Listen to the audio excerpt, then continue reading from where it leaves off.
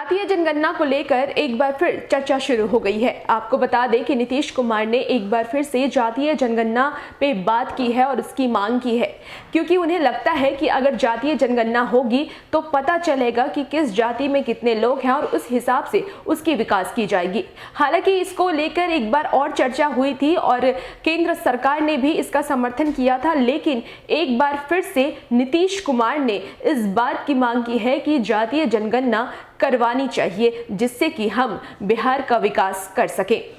आइए हम जानते हैं कि और क्या क्या नीतीश कुमार ने कहा है। इससे पहले बिहार विधानसभा चुनाव के समय भी नीतीश कुमार ने विधानसभा से प्रस्ताव पारित कर जातीय जनगणना करने की मांग की थी। हालांकि बीजेपी ने तब इस प्रस्ताव का समर्थन नहीं किया था, लेकिन सूत्रों के अनुसार जो बताया जा रहा है कि अचानक आए प्रस्ताव से पार्टी चौंक जरूर गई थी। तब नीतीश कुमार ने इस मामले को केंद्र में लाने की कोशिश की थी। वैसे नीतीश कुमार अकेले नहीं है जो इस मांग को उठा रहे हैं।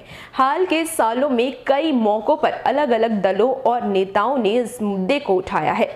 असल में जातीय जनगणना की मांग करने के पीछे ओबीसी रिजर्वेशन का प्रतिनिधित्व बढ़ाने के दबाव बनाने की मंशा रही है। यह मांग उठती तो पहले से ही रही है, लेकिन 2019 में आम चुनाव से ठीक पहले मोदी सरकार द्वारा सवर्ण गरीबों को आरक्षण देने का प्रावधान किए जाने के बाद इसमें थोड़ी और तेजी देखी गई। ओबीसी समुदाय और उनसे जुड़े दलों व नेताओं ने जहां एक तरफ इस फैसले का विरोध किया, वहीं इसमें एक मौका भी दिखा। उन्हें यह समझाते देर नहीं लगी कि इस फैसले के सहारे अपनी मांगों को और मजबूत ढंग से सामने रख सकते हैं। इसके बाद आबादी के प्रतिनिधित्व के हिसाब से नए सिरे से आरक्षण प्रतिशत तय करने की मांग तेज हो गई है। उनका तर्क यह आया है कि जिस तरीके से आंकड़ों के लिए उनका कोटा 10% तय किया गया, उसी हिसाब से अब उनके कोटे को भी बढ़ाया जाए। देश में सबसे अधिक तादाद ओबीसी की ही है। सवर्ण आरक्षण के बाद इनके कोटे को 27% से बढ़ाने की मांग उठने लगी है। इसके लिए जातिगत जनगणना को सार्वजनिक कर उसी हिसाब से हर जाति को आरक्षण देने की मांग करने लगे हैं। उनका तर्क है कि चूंकि अगर 50% से अधिक आरक्षण देने का रास्ता साफ हो गया है, इसलिए अब इसको टाले रहने का कोई मतलब नहीं बनता है। राजनीतिक रूप से ओबीसी सबसे बड़ा वोट बैंक माने जाते हैं। ऐसे में इनकी मांगों को नजरअंदाज करना किसी भी दल के लिए आसान नहीं होता है। चूंकि यह तबका हाल के सालों में बीजेपी का सबसे मजबूत वोट बैंक रहा है, ऐसे में उसकी दुविधा समझी जा सकती है। जाहिर है इन मांगों पर आगे बढ़ने से पहले वह इनके ही हर पहलू पर अच्छे से विचार करेंगे। सभी आरक्षण की व्यवस्था के तहत ओबीसी को 27%, एससी को 15%, एसटी को 7.5% और आर्थिक रूप से कमजोर तबके को 10% आरक्षण है। न सिर्फ रिजर्वेशन बढ़ाने की मांग, बल्कि निजी नौकरियों में भी आरक्षण की मांग का आधार भी जाति जनगणना को बनाने की कोशिश है। लेकिन मोदी सरकार जाति जनगणना के कदम से बचती रही है। इसका इरादा कुछ और है। वह ओबीसी में सब कैटेगरी बनाने की दिशा में काम कर रही है। इस पर वह काफी आगे बढ़ चुकी है। जानकारों के मुताबिक यह कहा गया है कि सही मौका देखकर इसकी घोषणा कभी भी की जा सकती है। इससे ओबीसी के 27% कोटे के अंदर 4 नए कोटे बन जाएंगे।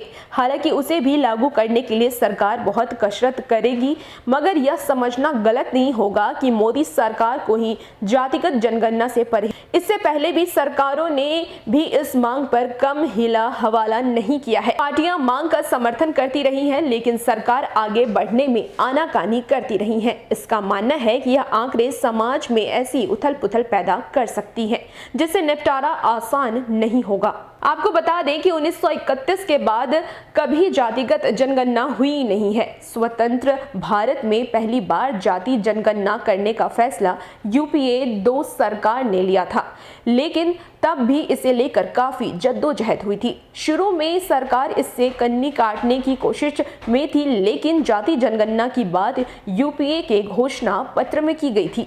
ऐसे में लालू, मुलायम, मायावती और तब बीजेपी के भी विरोध के कारण उसे इस मुद्दे पर आगे बढ़ना पड़ा।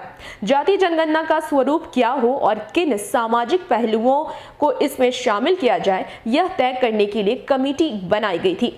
अंततः 2011 में कैबिनेट ने लगभग 70 सालों बाद जाति जनगणना कराने की प्रक्रिया शुरू कर दी थी। इसमें दिलचस्प बात यह है कि संघ और बीजेपी में भी इस पर कोई स्पष्ट राय नहीं रही है। 2010 में जब क्षेत्रीय दलों के साथ मिलकर बीजेपी यूपीए सरकार पर जाति जनगणना कराने का दबाव बना रही थी, तब आरएसएस ने उसे चेताया था कि वह इस मुद्दे पर आक्रामक तरीके से आगे नहीं बढ़े। बीजेपी की नजरें ओबीसी वोट बैंक पर थी, लेकिन संघ की चिंता यह थी कि जातिगत जनगणना के आंकड़े आने के बाद राजनीतिक बहस का जो रूप उभरेगा, उससे विस्तृत हिंदू समाज की एकजुटता को राजनीतिक रूप से धक्का लग सकता है।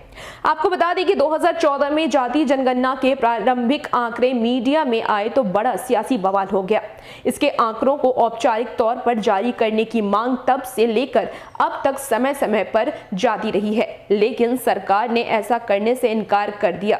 इसका तर्क है कि इसमें जो आंकड़े आए वे अधूरे और अपूर्ण हैं, इसलिए सार्वजनिक नहीं किए जा सकते हैं। तो हमने आपको बताया है कि सरकार ने जिस तरीके से जातिगत जनगणना की पूरी बात कही और कब से ये जनगणना शुरू हुआ और कब तक चला और क्या क्या इसमें बदलाव हुए, ये सारी चीजें हमने आपको बताया। तो इससे यह बात साफ होता है कि एक बार फिर से जातिगत जनगणना करानी चाहिए, जिससे ये पता चल सके कि किस जाति को आरक्षण की जरूरत है। जरूरी नहीं है कि अगर आप ओबीसी, एससी और एसटी हैं तभी आरक्षण आपको मिले।